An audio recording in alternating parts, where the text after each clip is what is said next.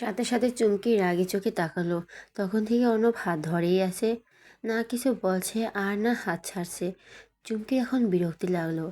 আশেপাশের মানুষও তাদের দিকে তাকাতাকি করছে। হাত মুচড়ামুচড়ি করতে লাগলো চুমকি।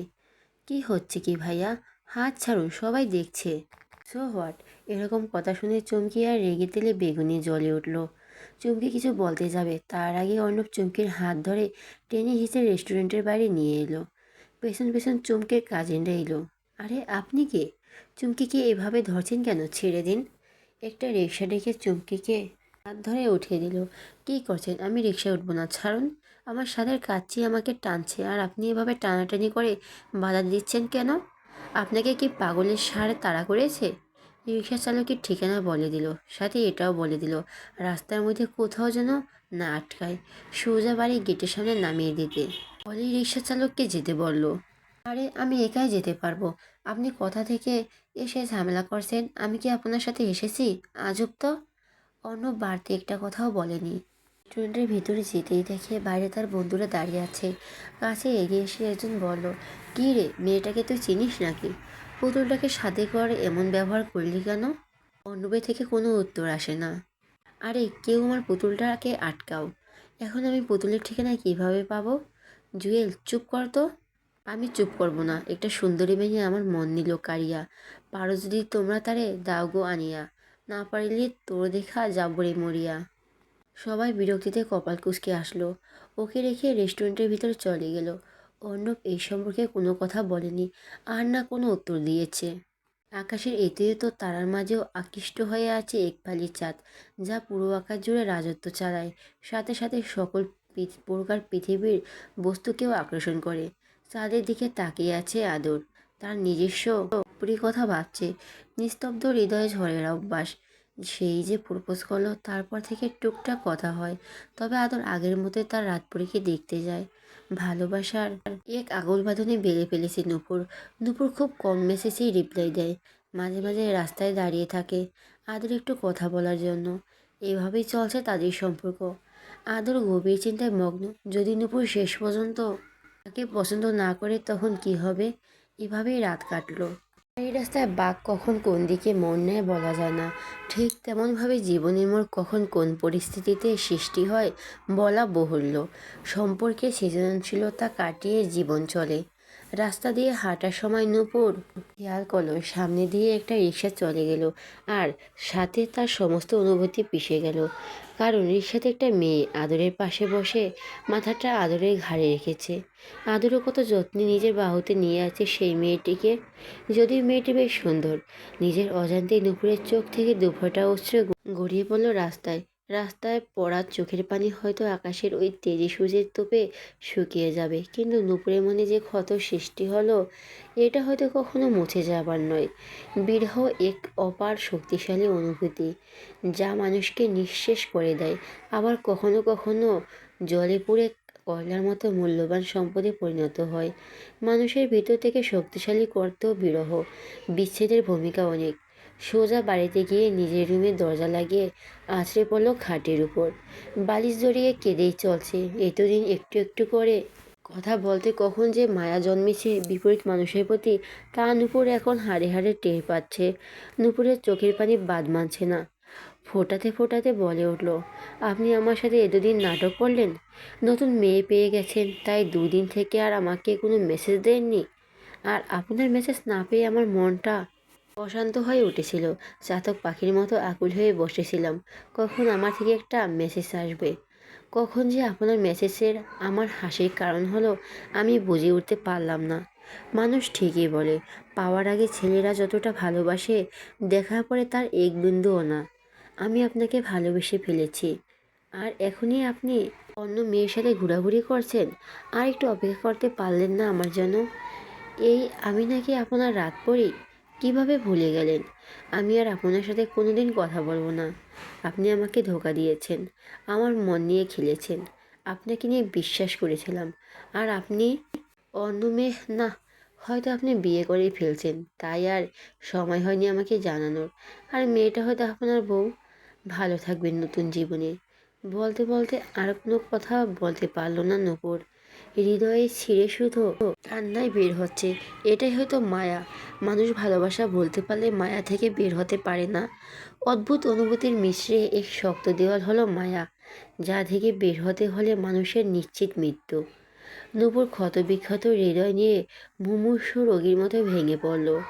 এতটা ভালোবেসে ফেলেছে নূপুর, অন্য মেয়ের সাথে দেখে তার এই অবস্থা।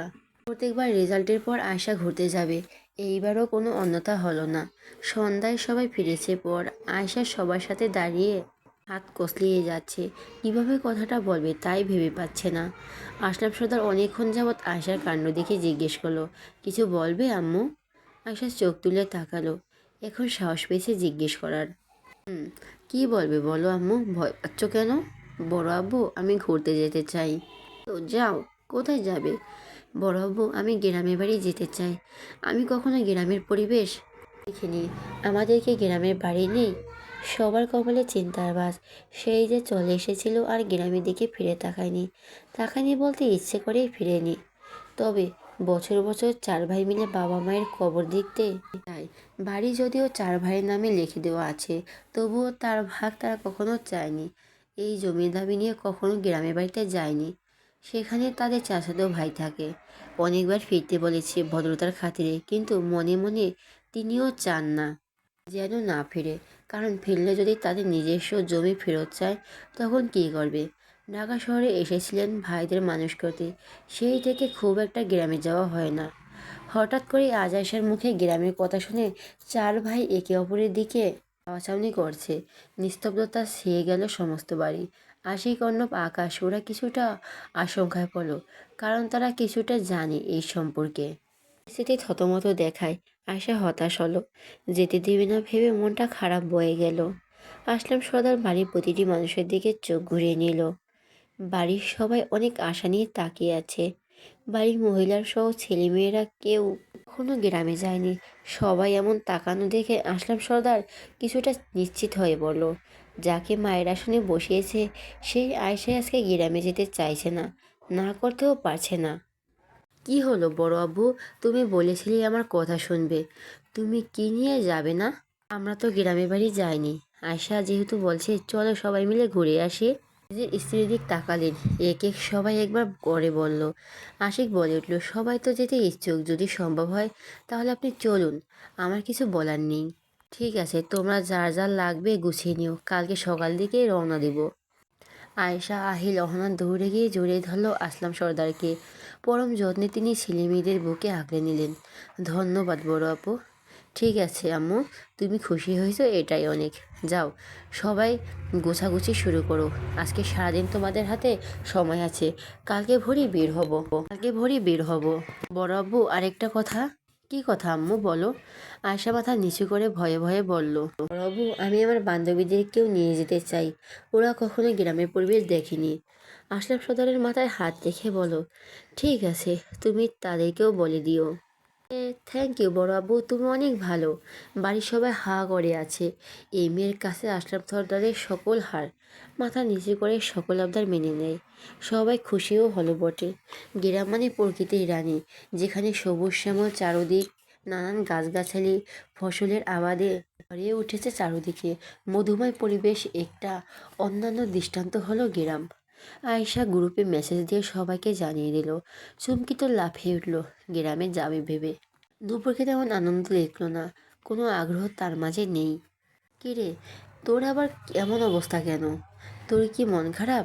না, আমার মনে হয় আমি যাব না, তোরাই ঘুরে আয়। কি বলছিস নূপুর, তোকে ছাড়া আমরা যাব? এটা ভাবলি কি করে? তোকে যেতেই হবে, মনের যেতেই হবে। আমরা তোর কথা শুনছি না। আর হ্যাঁ, তোর যেহেতু মন খারাপ, গ্রামে গেলে খুব ভালো লাগবে দেখিস। সবাই দেখা করার কথা বলবে। বসে আছে চার বান্ধবী। নূপুরের মন খারাপ দেখে মনে হচ্ছে কেউ মরে গেছে। আয়শা বলে উঠল, এসে থেকে বসে আছিস, কি হয়েছে বলবি তো নাকি? নূপুরের কোনো হেলদোল নেই। তিনজনেই রেগে গেল। কতবার জিজ্ঞেস করো, নূপুরের মুখ থেকে কথা বের করতে পারিনি। বিরক্ত হয়ে কথা বলল, তুই যদি সত্যি আমাদের বান্ধবী মানিস তাহলে বল, আর নয়তো বলার দরকার নেই। আমরা চলে যাচ্ছি, ওঠ সবাই। বলেই তিনজন উঠতে লাগলো। নূপুর কাঁদতে লাগলো। সাথে সাথে ওর নূপুরের কাছে এসে ওকে জড়িয়ে ধরলো। কথা বলো, কি হয়েছে তোর, বল আমাদের। বাড়িতে আঙ্কেল আন্টি কিছু বলেছে তোকে? আরে বল কি হয়েছে, না বলে জানবো কিভাবে আমরা। নূপুর কান্না থামিয়ে ধীরে সুস্থে বলতে শুরু করলো আদরের কথা। সবাই অবাক হয়ে চেয়ে আছে। তারা বুঝতে পেরেছিল আদর নূপুরকে পছন্দ করে। তারপর নূপুরও প্রপোজ করেছিল। এই সম্পর্কেও সবাই অবগত। এই তো মাঝখান থেকে এই মেয়ে কথা থেকে আসলো। আয়শা বলে উঠল, সত্যি তুই দেখেছিস যে ওইটা আদর ভাইয়া ছিল? না মানে ভুল দেখিসনি তো? আমার চোখে ওটা ভুল নয় আয়শা। তাছাড়া উনি আমাকে গত কয়েকদিন থেকে কোনো মেসেজও করেনি, হয়তো বিয়ে করতে সময় চলে গেছে। এটা কিভাবে হতে পারে, ভালো করে খুঁটিয়ে দেখতে হবে। হয়তো বউ নাও হতে পারে। আমরা ঘুরিয়ে আসি আগে, তারপর ভালো করে বিষয়টা দেখব। যদি অন্য কাউকে বিয়ে করেও থাকে তাহলে তোর সাথে এমন করার মানে কি? সব প্রশ্নের উত্তর দিতে হবে। ঠিক বলছি চুমকি, ওনাকে এসে দেখে নিব। আর ওনাকে ভালো মনে করেছিলাম, যেহেতু আশিক ভাইয়ের বন্ধু, কিন্তু তো খারাপ জানতাম না। কথা বলো। যাই হোক, এখন আমাদের সাথে তুই কালকে যাবি। আর গ্রামের পরিবেশ দেখবি, মনটাও ভালো হয়ে গেছে। এসে ভোরে উঠে নামাজ পড়ে বান্ধবীদের ফোন দিয়ে তুলেছে। যেহেতু দূরে পথ তাই আগে আগে বের হতে হবে। সবাই ওর কথা মতো রেডি হতে শুরু করলো। আগের দিনই সবাই বাড়ি বাড়ি ফোন করে বলে দিয়েছে আয়শার মা চাচিরা। আয়শাকে ওর বান্ধবীদের মা নিজের মেয়ের মতোই দেখে, তাই আয়শার মা চাচিরা কথা ফেলতে পারেনি। আর যেহেতু গ্রামে যাবে তাই অনুমতি দিয়েছে। সকল কিছু গুছিয়ে রেডি হতে প্রায় 6:30 বেজে গেল। যার যার ভাই বোন বাবা রেখে গেল। আসলাম সর্দার সবাইকে গাড়িতে উঠতে বলো। 3টে গাড়ি নিয়েছে। প্রথম গাড়িতে বাড়ির বড়রা উঠলো, সাথে আহিল আর অহনা উঠেছে। দ্বিতীয় গাড়িতে পেছনের সিটে অন্তু চুমকি আয়শা কথা আর নূপুর বসেছে। মাঝখানে রেয়ান আকাশ বসেছে। আর সামনের ড্রাইভিং সিটে বসেছে আশিক, আর ওর পাশে আদর বসে আছে। গাড়ি নেওয়ার কথা ছিল 3টে, কিন্তু সবাই এক গাড়িতে মজা করতে করতে যাবে বলে আর অন্য গাড়ি নিল না। অন্তু আর রিয়ানকে রাতে আগের দিন বলে রেখেছিল, যতই বিয়ে হয়ে শ্বশুরবাড়ি যাক, আগের মেয়েকে ফেলে কিভাবে গ্রামে ঘুরতে যাবে। সবাই আনন্দ করবে আর মেয়েটা শ্বশুরবাড়ি থাকবে, তাই আগে জানিয়েছিল। আর সকাল সকাল মেয়ে জামাই হাজির। সামনে বড়দের গাড়ি আর পেছনে বাড়ির কিলবিল পান্ডের গাড়ি। মিনিট 10 পর আশি গাড়ি থামালো। সবাই আশিকের দিকে তাকালো, বোঝার চেষ্টা করছে গাড়ি থামালো কেন। রিহান মজা করে বলে উঠল, কী রে, এত তাড়াতাড়ি কি গ্রামে পৌঁছালাম? সামনের দিকে তাকাতে স্টিয়ারিংয়ে হাত রেখে জবাব দিল আশিক, কেন তোর কি খুব তাড়া? তাড়া কেন হবে, এখনো 10 মিনিট হয়নি, তুই গাড়ি দাঁড় করিয়ে রেখেছিস। তৎক্ষণাৎ কারো কণ্ঠে ভেসে এলো, তুই তো শালা বিয়ে করে মির্জাপুর হয়ে গেছিস। ও সরি, মির্জাপুরও তোর থেকে ভালো। এই কে রে, আমার মির্জাপুর কয়? বলে দরজার দিকে তাকালো। দেখলো দরজা খোলা আর সামনে দাঁড়িয়ে আছে আদর। অনাকাঙ্ক্ষিত কণ্ঠ শুনে নূপুর চোখ তুলে তাকালো কাঙ্ক্ষিত মানুষের দিকে। সাথে সাথে চোখাচোখি হতে নূপুর সেদিনের কথা মনে পড়লো আর চোখ নামিয়ে নিল। সাথে সাথে আয়শা চুমকি কথাও অবাক হলো আদরকে দেখে। তাদের বান্ধবীকে ঠকিয়ে বিয়ে করে ফেলছে, আবার এখানে এসেছে। আদর মাঝখানে আকাশকে সরিয়ে দিয়ে আকাশের পাশে বসলো। আবারও গন্তব্যের উদ্দেশ্যে যাত্রা শুরু করলো। আশিক গাড়ি ড্রাইভ করছে আর গাড়ির ভিতরে সবাই গল্প করছে। একই গাড়ির ভিতরে, অথচ নূপুরের মন বিষণ্ণ। প্রিয় মানুষটা বসে আছে সামনে। কথা বলতে বলতে কবে যে এভাবে ভালোবেসে ফেলেছে নিজেও জানে না। যে কোথায় যাবে, কী কী দেখবে, সেটা যাওয়ার আগে এই গাড়িতে বসে আলোচনা করছে। নূপুরের মন খারাপ দেখে বান্ধবীরা ইশারায় শান্ত থাকতে বলল। তা বলার পরে আস্তে ধীরে বলা যাবে। গাড়ি চলতে থাকলো। সামনের গাড়ি থামানো দেখে আশিকও গাড়ি দাঁড় করালো। গাড়ি গ্লাস নামাতে মনিরুল সর্দার বলে উঠল, তোমরা নেমে আসো, 2টা প্রায় বেজে গেছে, সামনের রেস্টুরেন্টে কিছু খেয়ে নেই। আশিক সবাইকে নেমে যেতে বলল। গাড়ি থেকে নেমে আতুর দাঁড়িয়ে আছে নূপুরের দিকে তাকিয়ে। নূপুর কোনো কথা বলেনি, শুধু এক নজর তাকিয়ে রেস্টুরেন্টের ভিতরে চলে গেল। যাত্রাপথে তেমন একটা খাওয়া যায় না বললেই চলে, কিন্তু ক্ষুধা নিরাময়ের জন্য সামান্য খেতেই হয়। সবাই হালকা পাতলা খেয়ে আবার গাড়ি ছেড়ে দিল। আশা জানালা দিয়ে মুখ বের করে আছে, হাওয়া এসে চোখে মুখে দোলা দিচ্ছে, হিজাবের মাথায় বাড়তি অংশ উড়ে উড়ে যাচ্ছে। আনমনির চোখ জোড়া গাড়ির ভিউ মিউর দিকে গেল, মুখে মুচকি হাসি উঠল। কেন যে তার আশিকের কথা ভাবলেই হাসি পায় কে জানে। আনন্দে উপভোগ করে তার কোনো ব্যাখ্যা ওর কাছে নেই। আশিক ড্রাইভ করতে করতে আয়নার দিকে চোখ পড়তেই চোখ জোড়া আটকে গেল তার পেশিকে দেখে। অজান্তেই চক্ষুজোড়া শীতল হয়ে আসলো, বুকের ভিতর ঠান্ডা বাতাস বয়ে গেল। গভীর কণ্ঠে আকাশকে বলে উঠল, আকাশ তোর বোনকে জানালা থেকে মুখ বের করতে বল, যা দেখার যেন ভেতর থেকে দেখে। তৎক্ষণাৎ সবার নজর পড়ল আয়শার ঘাড় ঘুরিয়ে দেখলো, সবাই ওর দিকে তাকিয়ে আছে। তাড়াতাড়ি করে জানালা ছেড়ে সোজা হয়ে বসলো। রেগে গিয়ে মনে মনে বলে উঠল, একটু তো বাইরেই তাকিয়েছিলাম, তাতে কি এমন হতো। আকাশ তোর বোনকে জানালা থেকে মুখ বের করতে বল, যা দেখার যেন ভিতর থেকে দেখে। তো সব সবাই নিশ্চুপ আছে, কারো কাছে ভালো লাগছে না। মনটা ভালো করার জন্য সামনে থেকে অর্ণব রিমোট চালিয়ে একটা গান ছেড়ে দিল। সাথে সাথে বেজে উঠল, কি চলেছে একা পথে। গান শুরু হতেই সবাই চুমকির দিকে ডেব ডেব করে তাকিয়ে আছে। আর চুমকি রেগে অর্ণবের দিকে তাকাতেই আবার গান বাজলো। চুমকি চলেছে একা পথে, সঙ্গী হলে দুষ্কৃতাতে। সাথে সাথে গাড়ির ভেতরে সবাই হেসে উঠল। অর্ণব পেছনে চুমকির দিকে তাকিয়ে ভেবাচেকা খেয়ে তাড়াতাড়ি সবাই একবার অর্ণবের দিকে তো আরেকবার চুমকির দিকে তাকাচ্ছে। চুমকি যেন চোখ দিয়ে চিবিয়ে খেয়ে ফেলবে অর্ণবকে।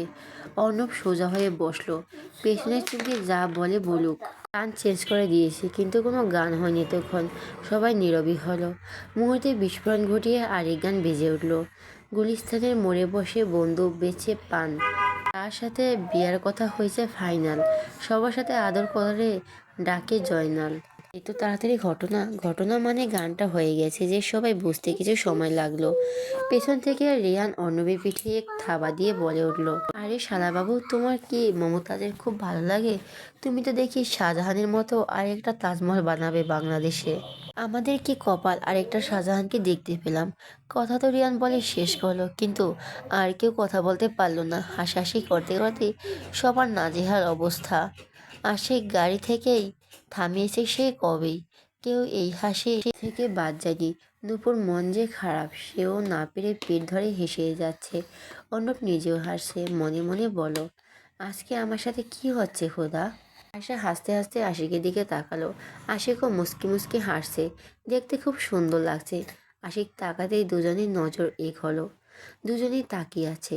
হাসাহাসি বাদ দিয়ে রিহান আশিককে উদ্দেশ্য করে বলল, এখানে শুভদৃষ্টি না বা হলো, আগে সান্নাতলায় চল, আপাতত গাড়ি চালিয়ে আমাদের নিয়ে চল। যে সামনে হয়ে ড্রাইভ করলো। শহরে কোলাহল যানজট জনসমুদ্রে ছেড়ে গ্রামের মনোরম দৃশ্যে ঢুকে পড়েছে। চারদিকে শুধু গাছ আর গাছ, নদী, খাল বিল, মাটির রাস্তা, গ্রামের সুন্দর মিষ্টি সুঘ্রাণ সব কিছু বলে দিচ্ছে প্রকৃতির এক সৌন্দর্যময় গ্রামীণ জীবন। চারদিকে পাখির কিচিরমিচির সবুজ মূলে ভরে উঠেছে মাঠঘাট, পথ প্রান্তর। আগন্তুককে যেন প্রকৃতি নিজের স্বাগত জানিয়ে সাদরে গ্রহণ করেছে। গ্রামে প্রকৃতির সৌন্দর্য দেখে চোখ জুড়ে যায়। একে একে দুটা গাড়ি থামলো এক বিশাল বাড়ির সামনে। আগের বাড়ি, এই জন্য ডিজাইন নকশা একেবারে জমিদার বাড়ির মতো। সামনে গাড়ি থেকে বড়রা নামলে পেছনের গাড়ি থেকে সবাই নেমে পড়লো। এগিয়ে যেতেই দেখে কয়েকজন মানুষ দাঁড়িয়ে আছে, মহিলা পুরুষ মিশালের সাথে বয়স্ক। একজন মহিলা ও পুরুষ আছেন। বাড়ির সবাই এগিয়ে আসলো। আসলাম সর্দার ও তার 3 ভাইদের এখানে মানুষ চিনে, যেহেতু এই গ্রামের ছেলে, কিন্তু শহরে বিয়ে করায় তাদের বউ বাচ্চা কাউকে চেনে না। চাচার তো 2 ভাই, মানে আসলাম সর্দারের বাবার আপন ভাইয়ের 2 ভাই। আসলাম সর্দার তার চাচাকে সালাম দিলেন। আসসালামু আলাইকুম চাচা, কেমন আছেন? ইয়াদি আলী সর্দার উত্তর দিল, ওয়ালাইকুম আসসালাম বাবা, এই তো আল্লাহর রহমতে ভালো আছি। তোমরা সবাই ভালো আছো তো? জি চাচা, সবাই ভালো আছি। ইহাদি আলী সর্দারের 2 ছেলে বলো, ওদের নিয়ে যাও, এখানে দাঁড় করিয়ে রাখবে নাকি? বাবার কথায় শুয়ে সবাইকে ভেতরে নিয়ে গেল। অতিরিক্ত ঘর হওয়ার প্রায় সংখ্যক কেউ একা একা রুম দিল, কিন্তু আয়শা আর তার 4 বান্ধবী একসাথেই থাকবে বলে এক ঘরে চলে গেল। ঘর দেখিয়ে দিল একটা মেয়ে। সবাই একটা লং জার্নি করে অনেক ক্লান্ত হয়ে পড়েছে। ফ্রেশ হয়ে একটু জিরিয়ে নিতে আসলো সবাই। যেহেতু নতুন জায়গা, নতুন পরিবেশ, সবার সাথে পরিচয় হওয়া এখনও বাকি, তাই সবাই নিচে আসলো। শুধু আশিক এখনই রুমে আছে। ইয়াদ আলী সর্দার না থেকে বলেন আশিককে ডেকে আনতে। মেয়েটা খুব খুশি মনে বলে উঠল, যাচ্ছি দাদু। আশা মেয়েটাকে লক্ষ্য করেছে। সেই যখন গাড়ি থেকে নামছিল তখন ওই মেয়েটা বাড়ির দরজায় দাঁড়িয়েছিল আশিকের দিকে ড্যাব ড্যাব করে তাকিয়ে। মনে হয় কত চিনে। এক দেখে এমন আচরণ আয়সার মনে রাগ উঠে গেছে। যদি অচেনা মেয়ে বলে কিছু বলেনি। আশিকের দিকেও তাকিয়ে দেখছে। আশিক ওই মেয়ের দিকে তাকাই বিধায় চুপ হয়ে গেছে। এখন ওই মেয়েকে ডাকতে যেতে বলছে। আশার মন উতলা হয়ে উঠেছে। মেয়েটা গিয়ে আশিককে কি বলে এটাই তার শোনা দরকার। কিন্তু এত মানুষের ভিতরে সোফা থেকে উঠে যাবে, এটা কেমন খারাপ দেখায়। উসকুস করতে শান্তি পাচ্ছে না এখনও। তাকে উঠতেই হবে, যেভাবে ভাবুক। বলেই উঠে পড়ল। আয়সার ওঠা দেখে আয়সার মা বলে উঠল, তোর আবার কি হলো, উঠছিস কেন, বস।